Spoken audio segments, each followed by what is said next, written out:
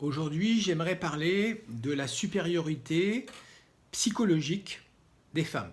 Je crois que les femmes sont plus fortes psychologiquement que les hommes. Qu'est-ce que ça veut dire? Ça veut dire que j'ai évoqué dans la vidéo sur la biologie et sur la médecine que les femmes résistaient mieux aux maladies et aux souffrances. Et je crois que c'est vrai à peu près par rapport à tout. Je crois que les femmes résistent mieux au stress, par exemple, que les hommes. Je crois qu'elles résistent mieux aux pressions que les hommes. Et voilà, et d'une certaine façon, je pense qu'elles ont une force psychologique plus grande que les hommes, qui n'est pas toujours consciente, donc qui n'est pas toujours valorisée, qui n'est pas toujours utilisée. Cette force, elle fait en sorte que les femmes, par exemple, sont capables d'accepter, d'endurer, de dépasser des choses incroyables, en toute humilité. Ça, on le reverra plus tard aussi.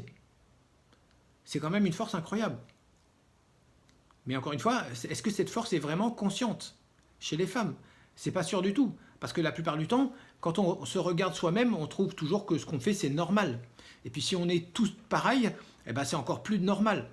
Sauf que justement, précisément, on est au moins la moitié de l'humanité différent. Donc c'est ça qui est intéressant peut-être de comparer et de réfléchir.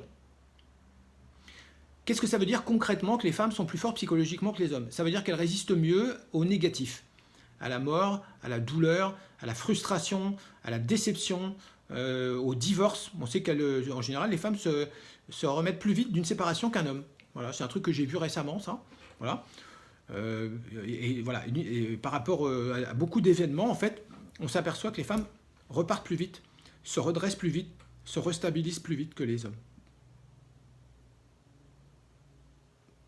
Que ce soit la perte d'un emploi ou des choses comme ça aussi, voilà. Puis il y a peut-être que la perte de l'enfant qui est un peu problématique, parce que évidemment, pour une mère, un enfant, c'est quand même quelque chose d'assez existentiel, donc peut-être que les hommes sont moins concernés, et encore, je ne sais même pas. Ça, c'est une question ouverte, peut-être à discuter entre femmes ou entre femmes et hommes. Ça peut alimenter des beaux débats. En tout cas, voilà, moi, mon idée, c'est ça. Les femmes résistent mieux à la pression, à la tension, aux conflits, aux tensions que les hommes. C'est pour ça, par exemple, que souvent, quand les femmes sont plus ou moins piégées dans des couples, eh ben, elles acceptent de rester dans un couple avec un mari qui les torture, qui les malmène, qui les maltraite pendant des années, pendant des dizaines d'années, simplement pour que leur enfant puisse continuer à vivre, à survivre, à évoluer. Et quand l'enfant est parti, alors à ce moment-là, elle s'autorise à partir. Je ne connais pas beaucoup d'hommes capables de faire ça. Moi, je ne suis pas capable de le faire en tout cas. Donc, capacité de résister à la pression. Ça, c'est une grande force psychologique que les femmes ont et que malheureusement, dont elles n'ont pas forcément conscience. Une des conséquences de ça, par exemple, c'est qu'on voit bien que tous les dérèglements, tous les comportements négatifs humains sont quand même majoritairement exercés par des hommes. C'est pas très glorieux, mais c'est comme ça.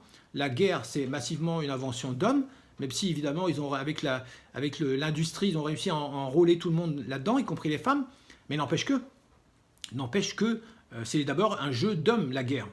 La délinquance, c'est quand même majoritairement une activité exercée par des hommes, pour des hommes. La drogue, l'addiction, c'est aussi majoritairement, semble-t-il, plus fort, plus développé chez les hommes.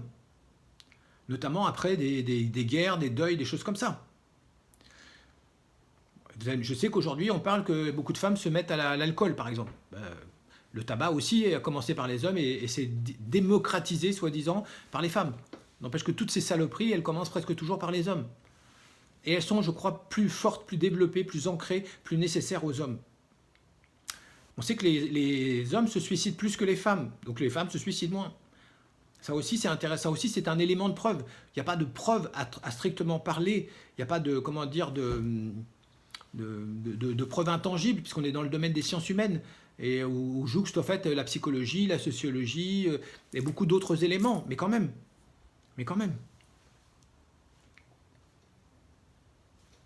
Donc voilà, ça c'est un argument